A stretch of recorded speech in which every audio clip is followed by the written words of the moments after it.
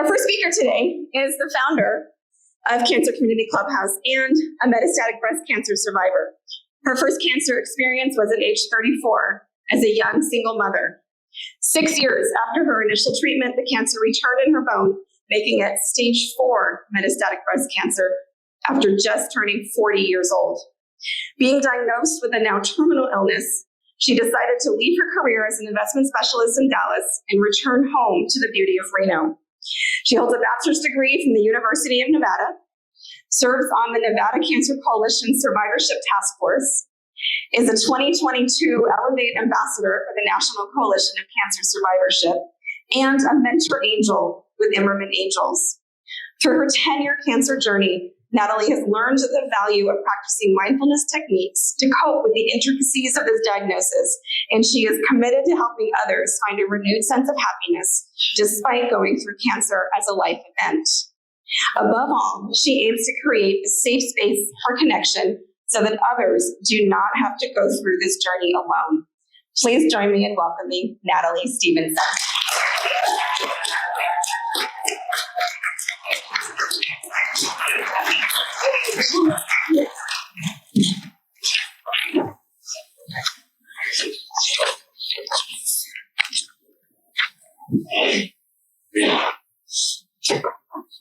Welcome to Survivor's Day.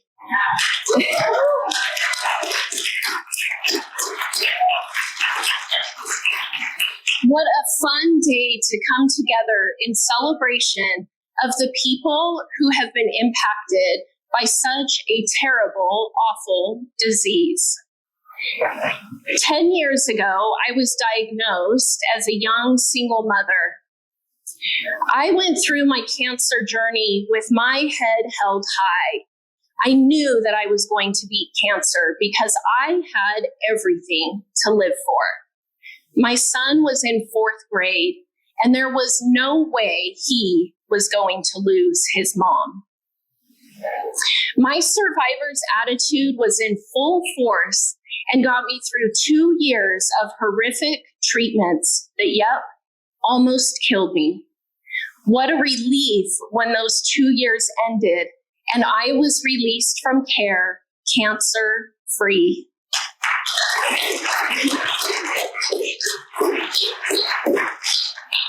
And then 3 years later, splat. Face flat on the survivorship pavement, having no idea why I couldn't get unstuck. My memory of that lowest point was when I called my sister crying one day. My Leo fire is gone, and I don't know how to get it back. I later learned that I had post-treatment PTS. I remembered how the world felt when it had light. I just couldn't seem to harness that light in my new life as a cancer survivor.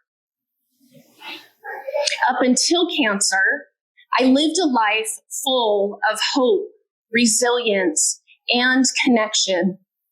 After cancer, I had to relearn those things survivor style. That required a lot of radical acceptance. Radical acceptance that while I was so grateful to have many more years raising my son and many more years to build a career that brought me a lot of fulfillment, I would now face life with the life-defeating consequences of my life-saving treatments.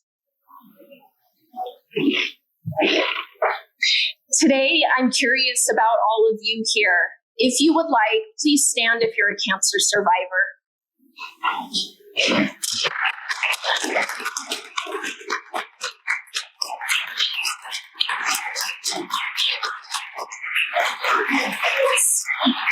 Stay standing.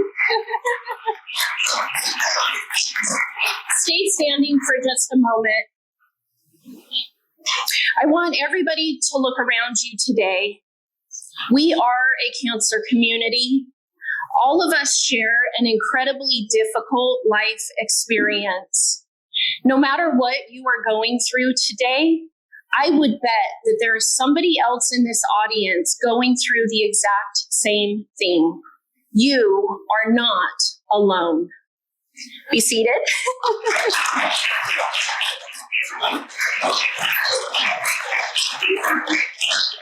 Can I get a show of hands if we have any healthcare providers in the audience today?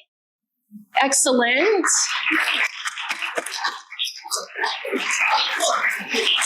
And can I get a show of hands if you are here supporting a survivor in your life? Great. Survivors, I want to start with you because you are simply my favorite group of humans around. Cancer changes us, huh? Or was that just me? When I get phone calls about the Cancer Community Clubhouse, the most often question that I hear is people tell me about their cancer story, and then they say, but I'm not sure if I'm considered a survivor. Can I join? I want everybody in the audience today to know that there's a national organization based in Washington, D.C. called the National Coalition for Cancer Survivorship. Our keynote speaker today, Haley Smoot, is from that organization. NCCS has a widely accepted definition of a cancer survivor being from the moment of diagnosis through the balance of their life. If the words "you have cancer" have ever been directed at you, then you are a survivor from that moment forward. The Cancer Community Clubhouse was created to help survivors of all cancers improve quality of life in their survivorship, growing hope, resilience, and connection. So let's talk about those three things. Hope. How do we grow hope when our life just came to a screeching halt? When our whole world is turned upside down with those three big words, you have cancer. From that moment, hope is what keeps us going. Hope is our expectation of fulfillment or success. Hope can come on many different slopes for survivors, but what's important is that we intentionally grow hope in our lives. 4 years ago, when I was diagnosed with metastatic breast cancer at age 40, I resisted the idea that this diagnosis was going to change my life forever. I dove deeper into work because that was way easier than dealing with what just landed on my already full plate. The more I resisted my new life as a forever cancer patient, the more rigid everything around me seemed to become. Eventually, I just couldn't balance the plate any longer. It became too full of all the ins and outs of managing this diagnosis. To my fellow survivors, this journey is going to be hard. What can you intentionally and methodically remove from your plate that has just been served a large helping of cancer? I encourage each of us to remove something from our plate and only leave those things that continue to grow hope in our lives. Resilience. My bounce back from cancer treatment 10 years ago was like a deflating balloon. I was just la-di-dying through treatment. Yes, it was awful, of course, but I kept my eye on the end. Lots of tears, lots of fear. But as my friend Cheryl would say, I had a dominator's attitude, and I fully expected to bounce back from cancer. Boom, bounce back. I'm a Leo. That was my expectation. I am moving on from cancer. Yet 3 years later, here I was, totally defeated by the side effects of the treatments that I had received. Up until cancer, I was resilient. After cancer, I had to relearn resilience. We can all train ourselves to be more resilient. Research suggests that we can grow hope and resilience through simple steps. The first and most impactful is connection. Creating strong social networks. And listen to this. Being able to accept help and support from others grows our resilience. I am resilient. That's why I participate in a survivorship community. This community creates a stronghold for my resilience as I continue this life journey. This community wasn't created because I have something wrong with me that needs fixing. This community wasn't created to take away my cancer. This community wasn't created as a place to mope and wallow in my cancer story. This community was created to serve as a place to build hope and resilience for survivors and their families as they navigate this worst case life scenario that just landed on their already full plates. So if we build resilience through connection, then let's talk about connection. So I kind of painted this picture after my treatment 10 years ago. I wasn't doing really great, but eventually I started to pick myself back up. And next thing you know, I'm working on my resilience when the cancer returns. I'm now 40. My son is 15.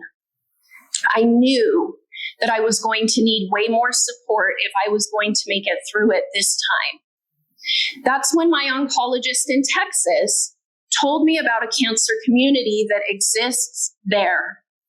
When I found that community, that is what transformed my survivorship experience. From being young, alone, and without perspective, to being with fellow survivors in community, connected with the people who had physically endured these very difficult treatments. There's a whole different level of understanding between survivors. Being connected, that is what transformed my survivorship experience. Connection can be life-changing. Connection can be survivorship changing. Thank you to our healthcare providers. Thank you for taking care of us at our weakest moments, our most frustrated moments, our moments of defeat. Thank you for always keeping blankets in the warmer and offering every patient a hug and a blanket. Friends, no matter what reason you're at the cancer center, if your nurse offers you a warm blanket, I'm telling you, take it. Wrap that blanket around you and feel the hug of all the supportive systems that exist in your life. Providers, refer patients to supportive resources that exist in our community without discrimination. Don't wait until the survivor is at the end of their rope or totally defeated before offering them life-affirming resources and tools. Do that now. Supporters, let the survivors in your life know that you understand that they are physically living through very difficult treatments and that you are going to be right there by their side to help get them through. I encourage each of you to take advantage of this special day of celebration. Network with each other. Go visit all of our community nonprofits that are here today. You may find a resource you didn't know existed in this biggest little city of ours. Participate in our Hope Grows Here activities and find our corporate sponsors to thank them for their financial support of this important work locally.